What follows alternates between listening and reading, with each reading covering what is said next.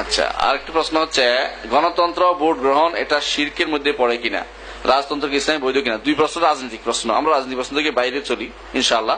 প্রথম কথা, গণতন্ত্র বা ভোট গ্রহণ কোন শিরকের ভিতরে পড়ে না। মতামত নেয়া, মতামত নিতেই পারে মানুষ, কিন্তু গণতন্ত্র যদি নীতি যদি কেউ বিশ্বাস করে যে মানুষের দ্বারা তৈরি সবকিছু হবে, তখন তো এটা শিরকের ভিতরে পড়বে।